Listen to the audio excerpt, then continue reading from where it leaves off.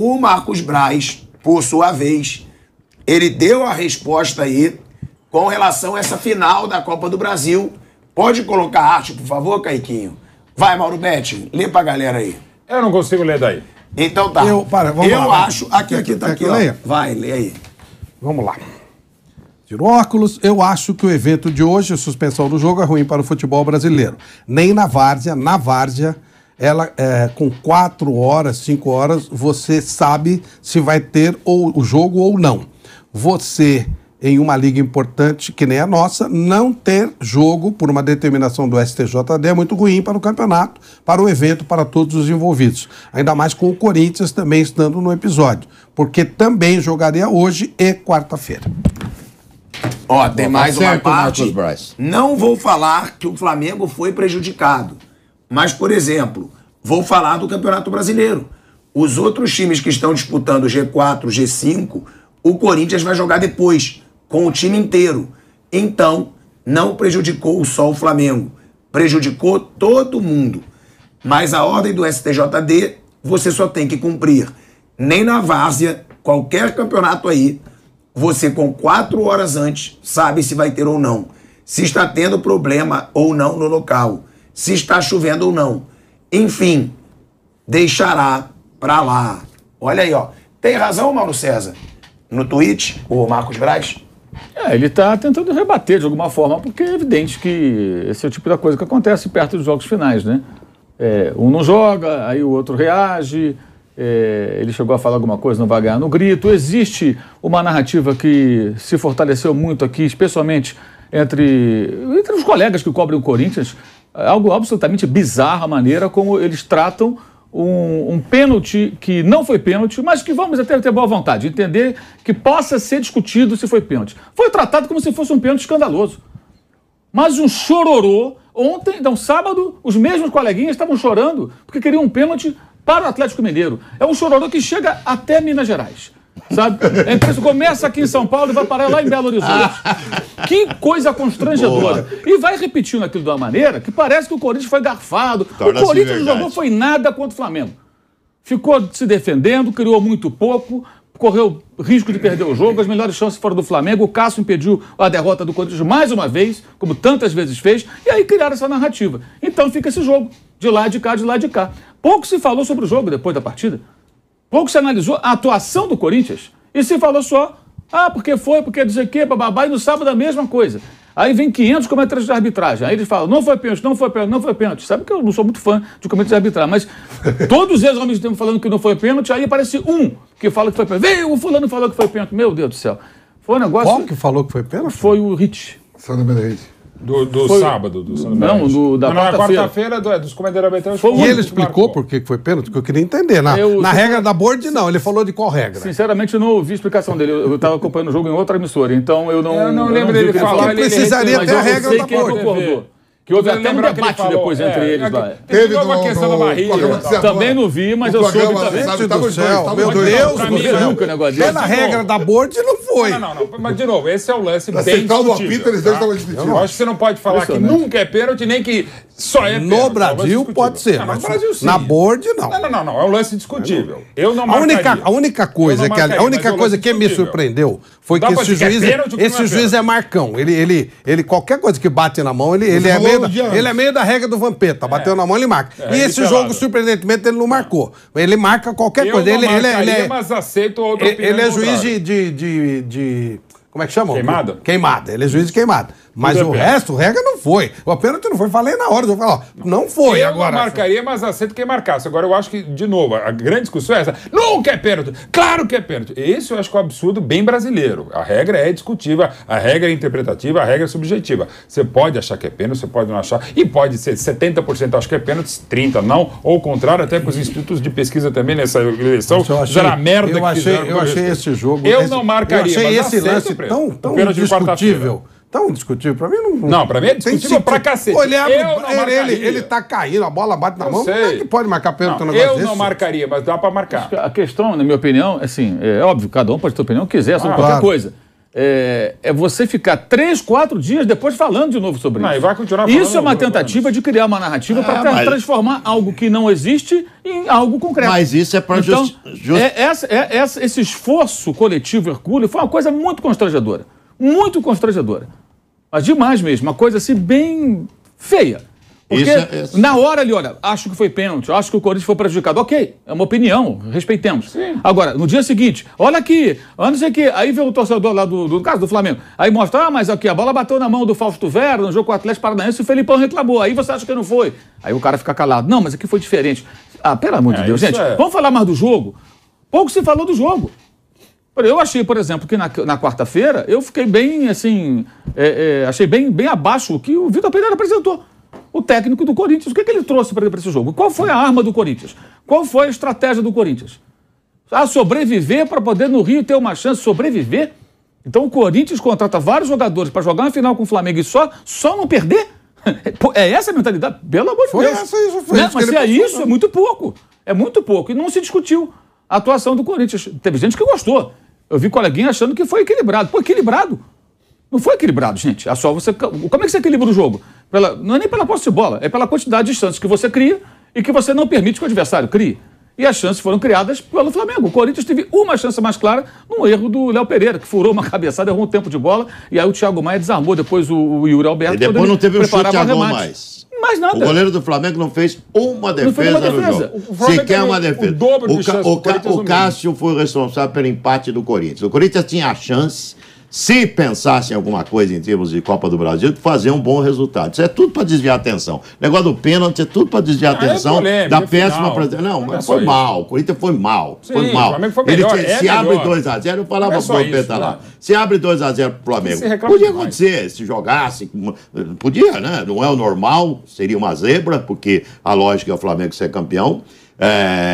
Aí teria uma boa chance no Rio de Janeiro. 1-0, teria uma boa chance no Rio de Janeiro. Mas não chegou próximo disso o Corinthians. Não chegou nem próximo. Pelo contrário, o Cássio foi o grande nome da partida e o Cássio segurou o empate pro Corinthians. Então, comprem as faixas de campeão. Você repara que depois, o Flamengo é campeão da Copa do Brasil. Depois do jogo, pouco se falou do jogo. Primeiro foi a história do pênalti. Agora a história da torcida única teve ou não teve jogo. Mas pouco está se falando do jogo. Que foi o primeiro jogo?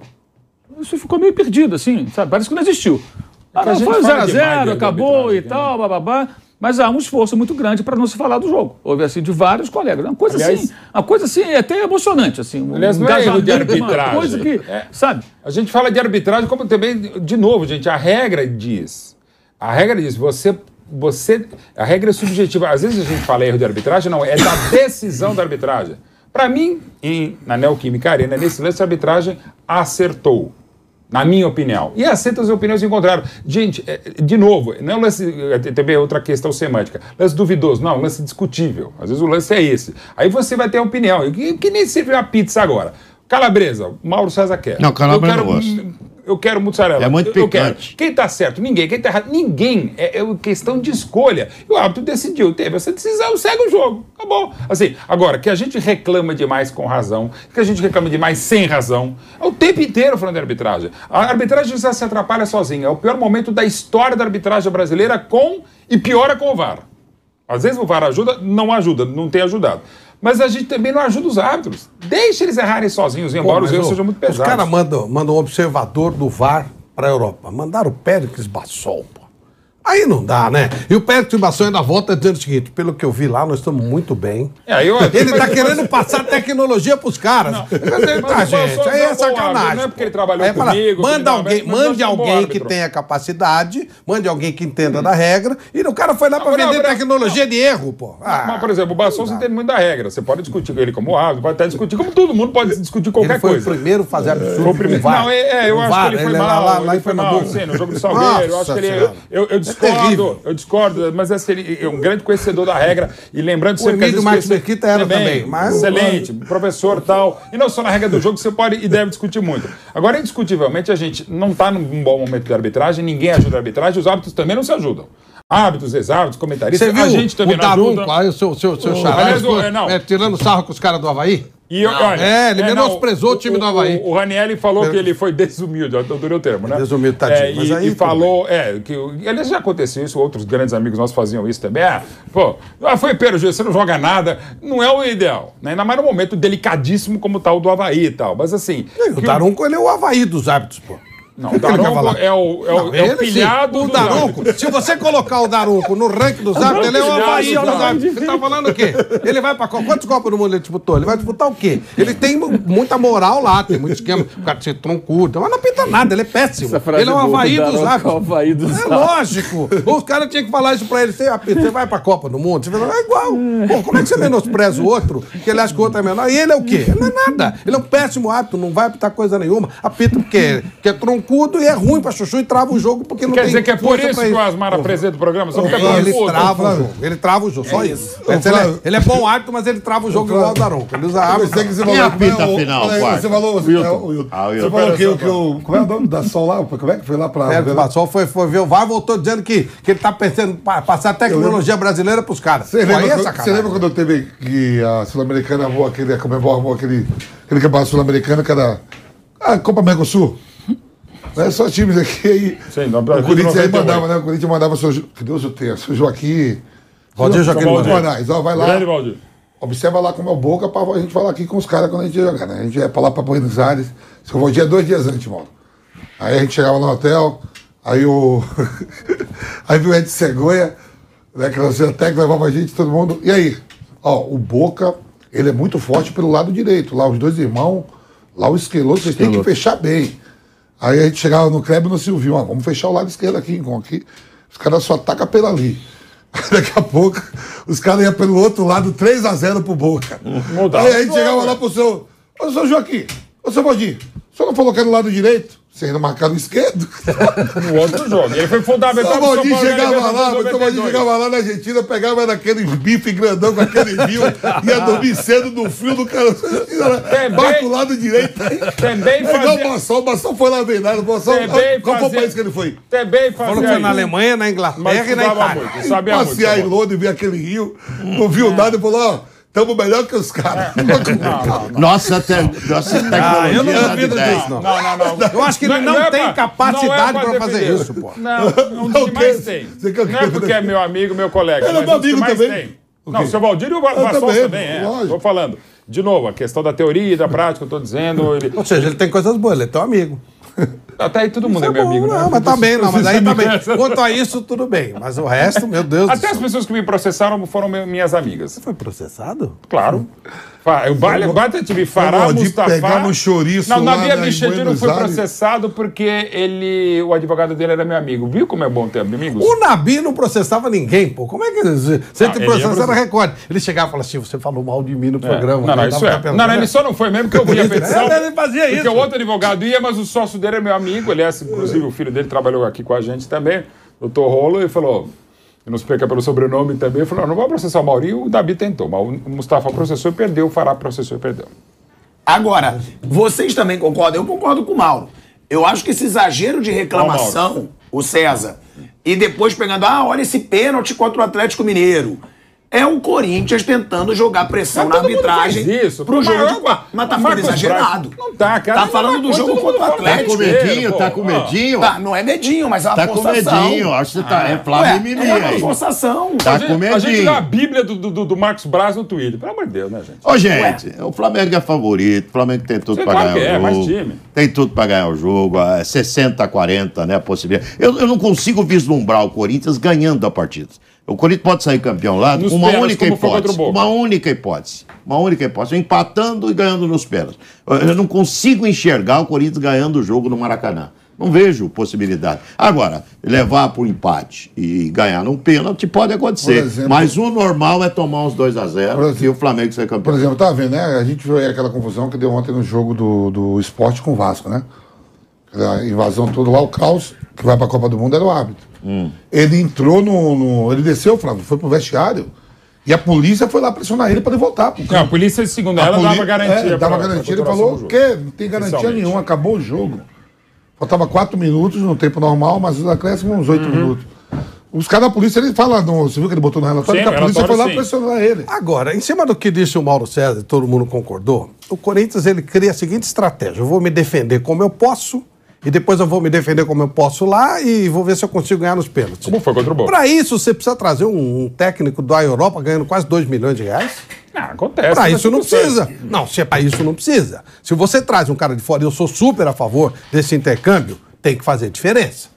Tipo, eu acho, por exemplo, Sampaoli não ganhou nada, mas deixou alguma coisa. Ótimo o cara trabalho, tem que deixar alguma coisa. Se o cara vem pra fazer isso, cara, o Wagner Mancini faria da mesma forma, o Guto Ferreira faria da mesma forma, faria igual, fecharia, o time do Flamengo é melhor, fecha. O Silvio terminou entre os 4 primeiros do ano passado. Pois é. O Silvio. Isso. Menos elenco. Não precisava trocar. Muito menos elenco. E agora estão desesperados pra... Nossa, será que ele não vai renovar? Se ele não renovar, o que vai acontecer? Mas nada. vai que consegue empatar e pode empatar e ganha nos pênaltis. Tá, mas isso qualquer um poderia fazer.